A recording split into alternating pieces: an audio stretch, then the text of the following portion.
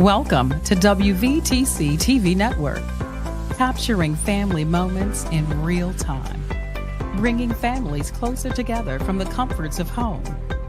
We are unleashing something different to the world. Start your subscription today for the low price of $4.99 per month or $55 annually.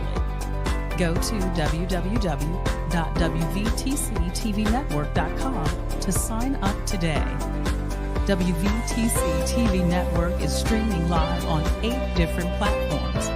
You can easily download the WVTC TV Network app on the Apple Store, Play Store, Roku, Fire TV, and more.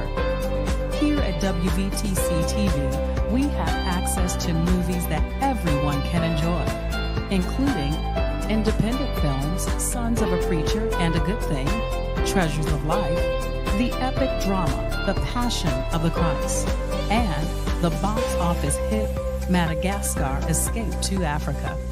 Remember, go to www.wvtctvnetwork.com and sign up today.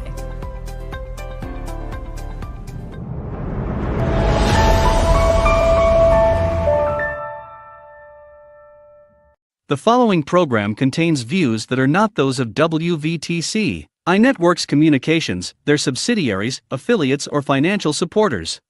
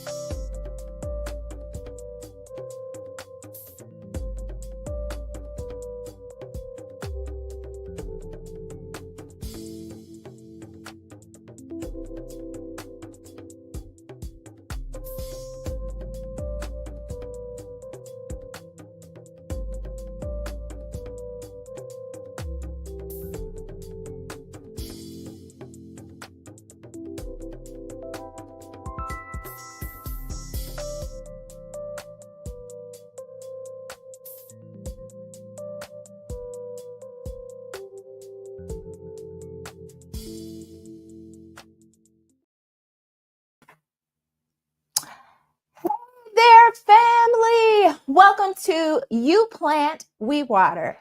Are you ready to dive deep into the world of love, connection, and thriving relationships? Well, if so, I am your girl, Dr. T. Flowers, licensed marriage, couple, and family counselor with a PhD in counseling and professor of counseling, and my distinguished co-host, Trisha Flowers. So as you know, we are dedicated to looking at faith, mental health, and relationships as we try to connect you to, what am I trying to say? Enhancing the satisfaction that you have so that it's thriving, because you deserve a healthy, fulfilling relationship. So that's what we do here. We have expert insights, practical tips, heartfelt advice, and there's more to come. I don't want to spoil the surprise, but stay tuned. So we're glad you're here with us. Without further ado, today's topic is attachment styles. Now, there's a lot out there about attachment. You've probably heard things such as they're an avoidant or they're an anxious attachment style, right? That's what I see on the web and things like that. But there's a lot of hype about attachment styles, and we're going to break it down and talk about it a little bit today. Trisha, Yes. What have you seen or heard? What's out there from your perspective about attachment styles? So there's a lot, and it's quite confusing. So I'm happy we have a professional here. So I've heard about the avoidant. I've heard about secure attachments. Mm-hmm. One of the things we'll get into later is I want to know, can you change? Is there are you able to move from one to the other? Is that possible? Because that's not something that I've been able to research on my own. And I'm just curious to find out your thoughts on that. Oh my gosh, that is such an excellent question. Please make sure I answer that. And the answer is yes and no. Just like a true therapist, we don't give you a straight answer. But yes, they can change, but there's a little bit to it. So I'm going to dive in then and start talking about the attachment styles. And Trisha, you're spot on. So what we have is there's 2 big buckets when it comes to attachment, right? What do we mean by attachment before I get into the buckets?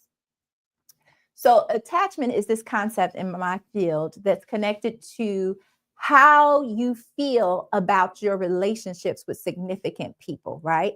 And so your attachment style can be either secure or insecure. And then there are three types of insecure attachments, which is where you hear that term. They're an avoidant or an anxious attachment or something like that.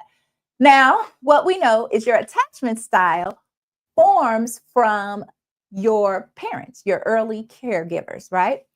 And there was this whole study they did where they would put little kids in a room with strangers and they would see how did they respond when their parents came back, right? If they came back and were calmed down by the parent, then they said they were secure. It took a long time for them to calm down. They said they were insecure, blah, blah, blah, blah.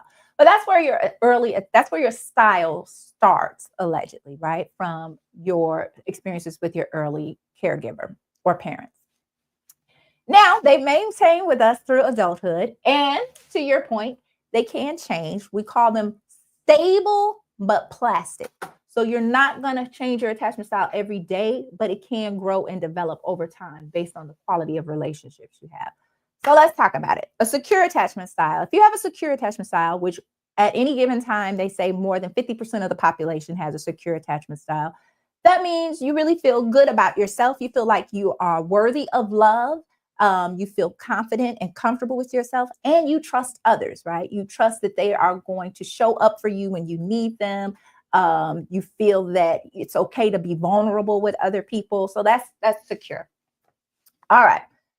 Then we have the three insecure attachment styles, and these often develop as a result of some type of relationship trauma, which could have been from childhood, or it could be something you experienced as an adult in your romantic relationships. It could be with a parent as an adult, or even friends. But one of the big ones we hear about is the avoidant attachment style. And what that means is during times of distress, if you're someone with a primarily avoidant attachment style, you're going to pull away, just like it sounds, right? Your worldview is that it's like the Beyonce song, I only got me, myself, and I in the end. You feel really good about yourself. You feel that you're lovable and you know you can count on yourself, but you don't believe that's true about others. You got the side eye about others. You have a little skepticism. Maybe you're like, people will hurt you if you let them in too much. And so you pull away rather than dive into the vulnerability. So that's avoidant. Okay. Second insecure attachment style is anxious, right? And anxious is the exact opposite of avoidant. If you have an anxious attachment style, you don't trust yourself, right? You're not sure how lovable you are, or you're not sure if you're deserving of someone to show up for you and be, respectful, loving, kind. So, but you trust others, right? You think you're the problem. You're like, other people are great. It's me. Am I okay? Am I lovable? So that's the second one. And the third insecure attachment style, just to make life more complicated, is called anxious avoidant. So now you got both. So you are avoidant, so meaning you neither trust other people nor yourself, right? And so when you are in distress, you don't think that other people will show up for you, so you don't reach out for their help, and you don't feel secure that you're going to be there for yourself either. Less than 4% of the population has an anxious avoidant attachment style, and those that do, it typically stems from some type of abuse as a child, which would dysregulate, right? You not only couldn't depend on your caregiver, sometimes they loved you, sometimes they didn't, but you also had no control, which caused you to question yourself. So those are the attachment styles. Why do they matter? Because they show up in your relationship dynamics. As I said, you're either going to push people away or you're going to pull them in. So when we say anxious attachment, sometimes people call these people really needy, real clingy, like they fall in love really quick. Interesting. Don't let me talk too much. But interestingly, your attachment style can also be connected to how you worship and understand God and his love, right? Because he's that first figure you have. So they say those with an anxious attachment style, they have religious experiences really quick, right? Like, so they might join a church, know they're going to be there after the first 15 minutes. I mean, that's not bad or good. It's just that they cling on, they latch on quickly. Whereas an avoidant attachment style, they might visit your church for years, and then you think they're a member, and they're like, no, I'm not a member. I'm just a visitor, right? Because they're still a little bit skeptical. So let's think about it, how it works in relationships. Avoidants are going to push you away when they're feeling insecure or not stable, and an anxious is going to pull you in. And then that anxious avoidant, they're going to do it all. And if you're secure, you know that during times of distress, you can count on your loved one. They will show up for you. And you know that you're going to be okay either way. So you have both. Now, should I pause here? Let me pause. Questions? What are you thinking so far? I've said a lot. Well, one of the things that I really appreciate you going into is how this relates to your spirituality, right? Yes. So a lot of us who may not know relationship, or if you're an avoidant, or if you have any of the other ones, you might not be able to see yourself clearly with that. But with religion, you can see, like, do you go to church quickly and you're all the way in? So it's good to be able to see a different perspective of what you're talking about. Yes, yes. And it actually, what they show from the research, it even is connected to how you believe the Heavenly Father shows up for you, right? Like an avoidant, someone with a strong avoidant attachment may not fully trust that God's got their back, right? They might doubt whether they can depend fully on prayer. Whereas someone with an anxious attachment is going to really go in, right? They know God has got them, but they may not pray for the opposite reason, because they may feel unworthy to even approach God, right? Like, who am I that God should love me? So that's attachment styles. What I want everyone to know, I'm a whole counselor, doctor. It's nothing wrong with having an insecure attachment style. We've all had likely an insecure attachment style at some point. I know me, myself, I did when I was in college, right? So I had my first little experiences with relationships, and I was like, can't trust anybody. And so what happens is you can have a corrective experience by having a loving relationship with someone, which makes you move into secure. Now, I brought this rope because what we also know is that there are patterns of interactions between couples. Doesn't have to be romantic couple. This could even be, parent, child, what have you.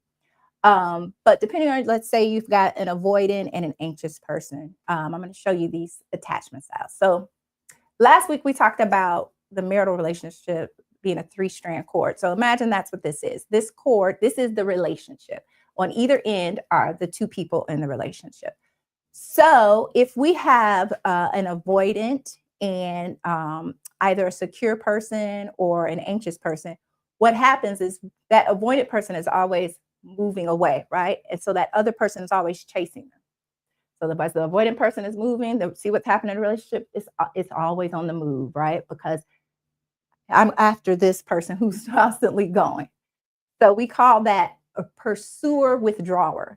Somebody is withdrawing and the other one is constantly pursuing. And the more they're pursued by their loved one, the more they withdraw, because that makes them feel uncomfortable. Then we have what's known as pursuer-pursuer. So you have two people who are pursuing, or maybe they don't have to be anxious. This happens even with secure, so I should take that back, right? But what happens when you got two pursuers? Remember, this is the relationship. Can I see that? That's what happens, right? Because we both going in. So that's what happens. Now, the worst, the most deadliest, and the one is the most difficult to resolve in counseling is when you have two withdrawers. Because what happens if we both are pulling away? Yeah, in there. Okay. My little demo. Okay, so that's what it looks like. And you can think about that in your own relationship. Do you notice one person pulling away and the other one chasing? Are you coming bumping heads? And there's nothing wrong with this. We all experience all of these interactions. It's just something to bring your mind to awareness so you could do something different to get it resolved. I love that. Yes, it does. I love it. I love the being able to see it in real time, because again, when you have examples and you're talking to people who don't come from a counseling background, you get scared, right? So it's like, well, am they going to find out that I'm crazy? No, you're not crazy. No. So that's a good thing. And that's why we're talking about it here, just to give you some ideas of what to look for, how to move forward. Yes, absolutely. And I can't stress enough, because I don't like the word insecure and all of that, pursuers and withdrawals, because it makes it seem like this isn't the norm. This is normal. We all are going to have issues with our attachment. And sometimes you're going to feel a little anxious, or you're going to feel a little avoidant. And that's okay. That's not, it's nothing to be concerned about. Again, you just want to figure out what you're experiencing and how does that dance happen with your partner, right? Are they also a withdrawer? How are you all moving, and so that you could do something different? So we're thinking that we're just going to start talking about like current events or real world examples and bringing that in and connecting it a little bit to the topic. I'm trying to think before we do that, because it might pull us a little bit off of attachment styles. But I just want to see, is there anything else I want you to know? I want to stress that if you find yourself, two things. One, I want to recommend a book. It's called Attached. It's a great resource. It tells you and gives you examples of how relationships look with different attachment styles. It has a free attachment quiz where you can find out what your attachment style is, and then things you could do to work on it. So it's a great book from mental health side of things.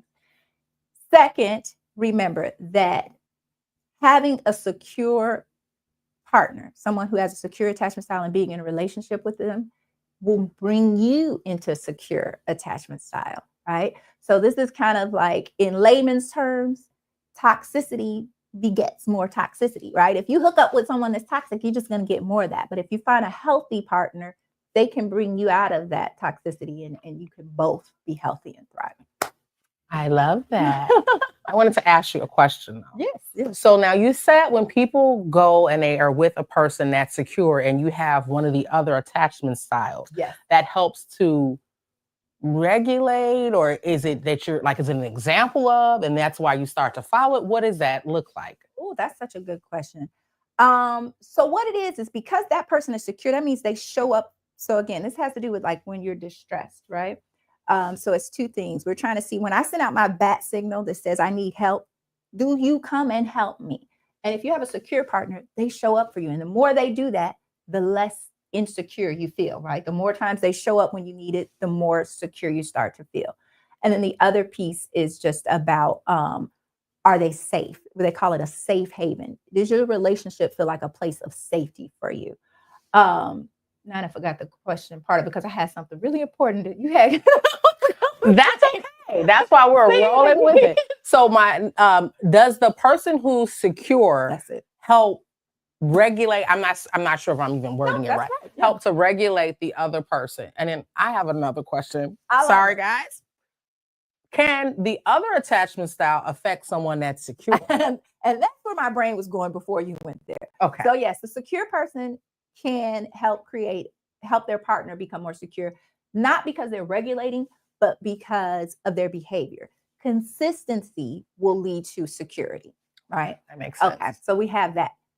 Now, having said that, if we think about, and I'm connecting this to the Bible, it wasn't meant in this way, but being equally yoked, if you're secure and you're connected to someone who's insecure, it can create insecurity within you, right? So let's say you're connected to someone who's avoidant, which means they're when you send your signal out that I need help, they don't show up, rarely ever. Well, yeah, that could cause where you become less and less secure, which is why it's important that you water, right? You plant for yourself. You have to take care of yourself. You have to have self-love first so that you can be in relationship with anyone. And then you have to be, what I want to say, very rooted if you are secure in an insecure attachment. Otherwise, yes, just like we were saying, it can move all over the place. Thank you for answering those questions for me, because I know those are things that, in relationships you feel, right? Yes. And so you may feel you're secure, but then a part of you begins to realize, wait a minute. And that can also maybe be a way for you to recognize what pattern or person your person is. Because if I start feeling, and I'm most times I'm secure, and you start making me feel a way where I'm chasing you, now I may be able to be like, uh-oh, this person may have an avoidance. You cannot diagnose anyone. It's just tools where you'll be able to see for yourself and maybe be able to have some resolution. But we cannot diagnose our partners. Don't, trust me, it won't. It doesn't go well.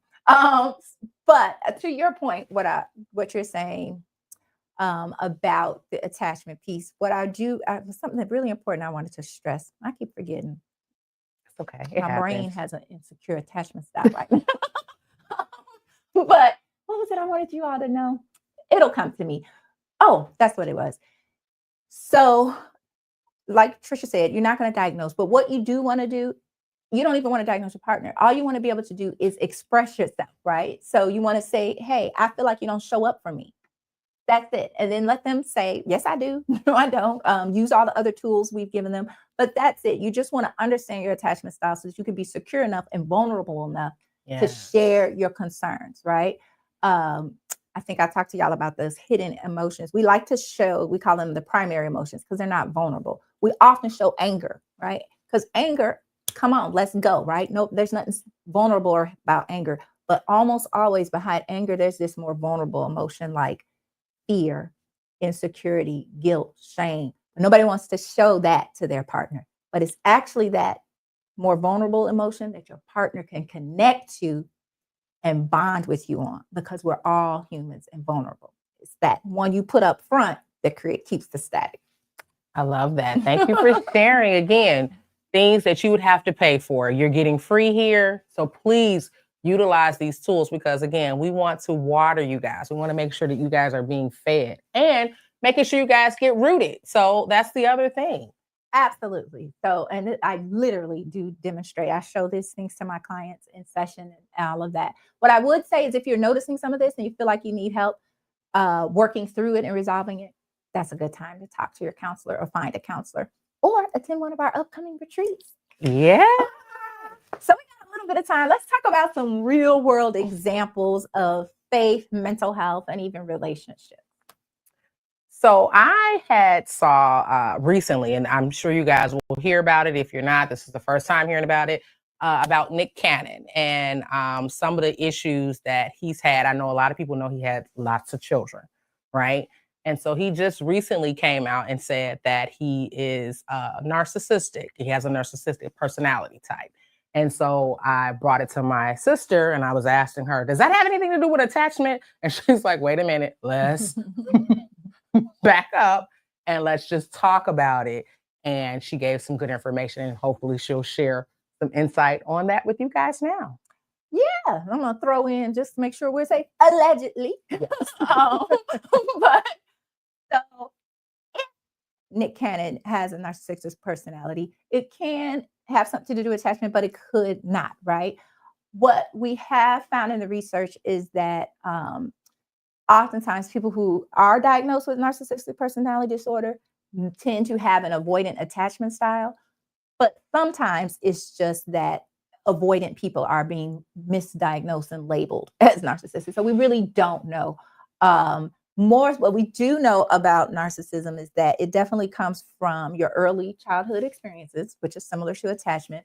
And either you were very coddled, right? Like put on a pedestal and made to think that, think of like spoiled rich kids or something like that, right? Whatever you want, you could have, or you were neglected, right? So it's like those extremes, you didn't get the middle ground. Which could affect your attachment as well, but not necessarily. And then our next topic, which was very heated last week, was with Bishop T.D. Jakes. And so a lot of information came out about his health concerns. And so we're praying for him and his family as well. But one of the things that was kind of missed was the dialogue between him and his wife while he was in crisis. And so, again, I brought it to my sister and I asked her, what are your thoughts on that? Yeah. And so she's going to share some more. Yeah. Okay. Allegedly. From what we could see, he sent his bat signal out, right? While he was preaching, he reached out in his own way and communicated with his wife that things are not okay. I need help or support. And she showed up. So it looks like they have a loving relationship and there is a secure bond there, a stable relationship bond. We don't know. We don't know what happens behind closed doors, but it's a great example of what I mean, right? Like in a time of distress, what happens? Yeah, and I like that because it was a non-verbal, right? Yes. Because sometimes we can ask for something and we can say, hey, I need you to show up. But it's those times when it's non-verbal that mean the most to me personally, where you're able to see, hey, I'm in a crisis. And if you know the person that you're with, if it's a family member, it's a loved one, if it's your wife, your husband, whatever, when they know you, they know, hey, something is really going on. You look different. And so that was what really brought my attention to that. I'm like, wow, I really love the fact that even while he was up there ministering, he was able to reach out and tell her, I feel you praying for me. Yes, right. That's beautiful. I just want to highlight with my little invisible highlighter what you said about nonverbal. So what we do know is that like I told y'all, over 80% of communication has nothing to do with the words. So you're not often going to say, hey, to your partner, hey, I need help. You probably won't. That's not what I mean about sending your bat signal. That's why I keep saying a bat signal. There's no words. It's just this sign that lets people know you need help. And you might develop a unique thing with your partner. It could be a look. It could be, they might hear it in your tone of voice, whatever it is. But that demonstrates the connection. And that's something that you would build with your partner over time. So I love what you said about it. It's not always, it's great if we do say it, right? That takes the guesswork out. But sometimes we don't even have the words, or sometimes we don't even know we're in distress. And that's what was happening with Bishop T.D. Jakes. He didn't know what was happening. That was something that was happening in the moment. So It wasn't as if he had time to prepare and tell his wife, hey, guess what, guys? I'm going to have this right now, and I need you to pray for me when I get up here, because then we would have all been like, what is happening? But because it was in real time, that was something that the minister and me wanted to highlight. Like, that's an amazing thing to have a person who is genuinely that in tune with you, to be able to see the small changes as they're happening in real time. And we were granted access because of the time that we live in to be able to see it. So if you haven't seen it, not the part where he is in distress, but the part before that is something that it's amazing to witness. Yeah, that connection they had. Absolutely. I would just agree. I don't have too much more to say about that. Let us know. Please visit our page on Facebook, You Plant, We Water, and let us know if there are current events or real world examples of things that you'd like us to talk about, hear us weigh in on. Maybe you have a situation that you'd like some unofficial advice on, or would just kind of like to hear about, or maybe there's just a topic that you've always been curious about. So please do visit us there so that we can get that information from you, or you can always comment during the live show as well. No, we love that. No, that's all I was going to say is we love that. We love for you guys to comment. We love for you to be here, because this is not just our show, it's your show. So we want you to feel a part, and we need you guys to just show up like we know you will. Please, please do. So much so that I believe next week we're going to be talking of just going like Q&A. So please tune in next week. There is no question that is too big, too small, or silly. So please do just that. And we look forward to talking about it as we, work together, as Trisha said, to enhance our relationships one day, one drop at a time. So that's really it. We've talked about attachment. Hopefully that was helpful. Take a look at those books and things of that nature that we've shared. And I think that's pretty much it, right? So as always, thank you so much for tuning in. We couldn't do this without you. And remember, as you plant, we water. And we mean that genuinely. So we really want to water you guys. So thank you so much for tuning in. We appreciate you all. Till next time. Bye, family.